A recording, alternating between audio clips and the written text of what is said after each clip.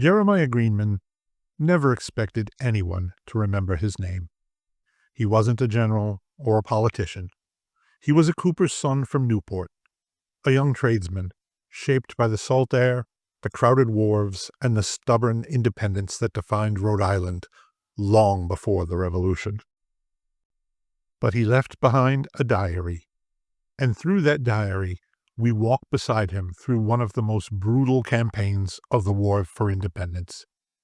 We see the Revolution not from the top, but from the ground, through the eyes of a Rhode Islander who endured hunger, cold, captivity, and loss, and then carried that experience into the new American frontier.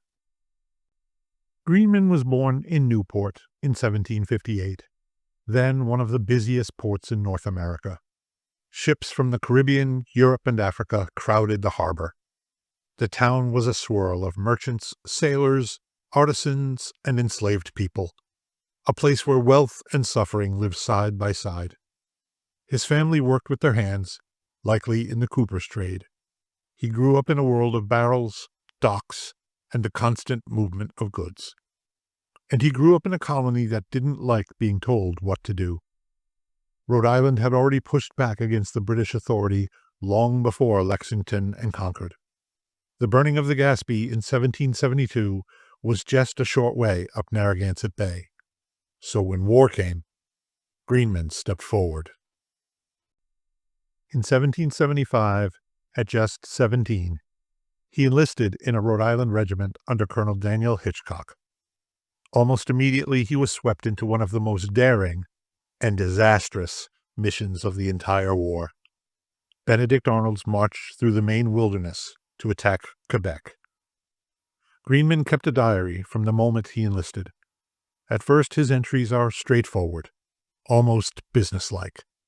But as the march wore on, the tone changed. Arnold's force set out in the fall of 1775, hoping to reach Quebec before winter.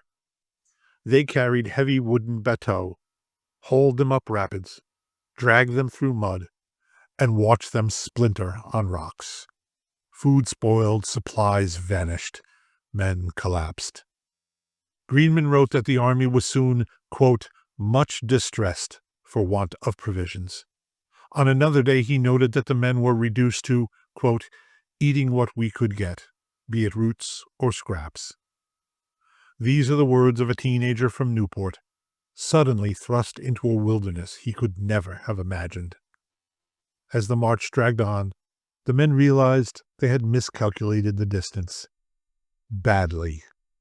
Starvation set in. Some turned back. Others died.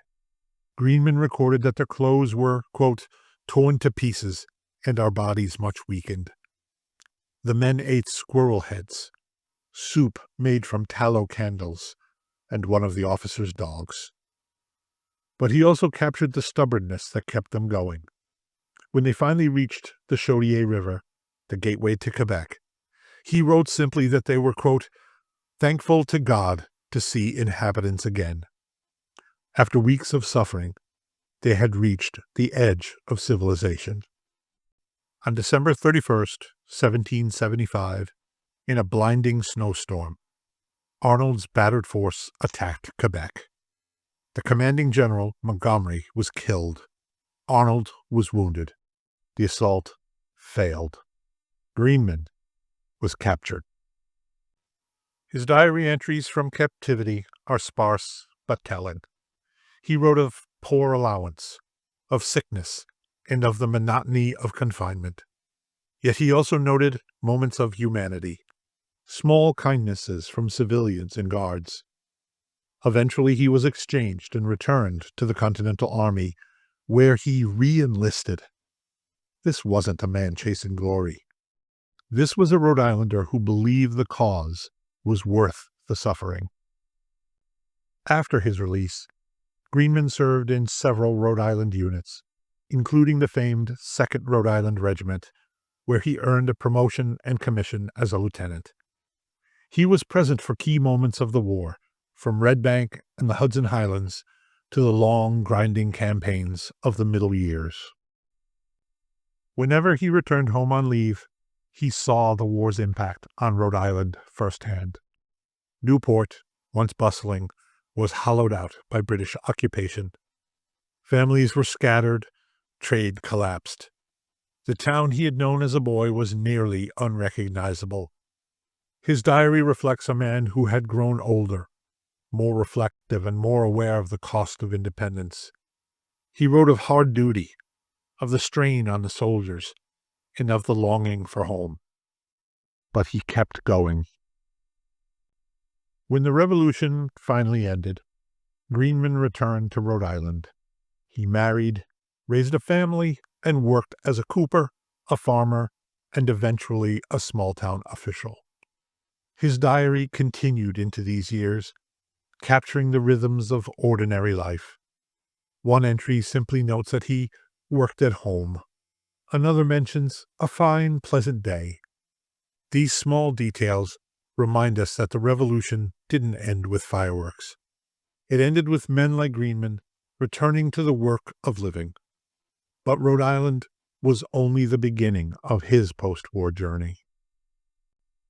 In the early 1800s, like many veterans seeking land and opportunity, Jeremiah Greenman moved his family west.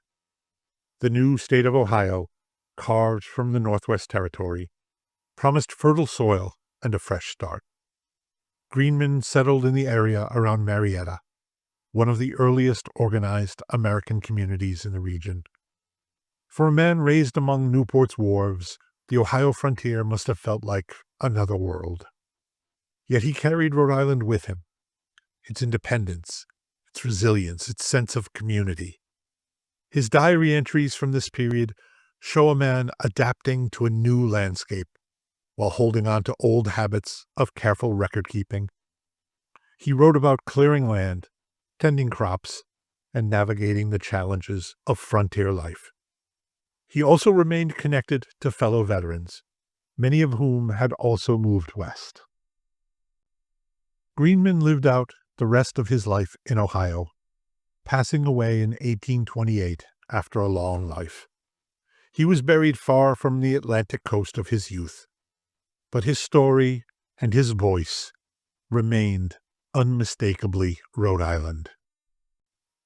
Today, Jeremiah Greenman's diary is one of the most important first-hand accounts of the Arnold expedition.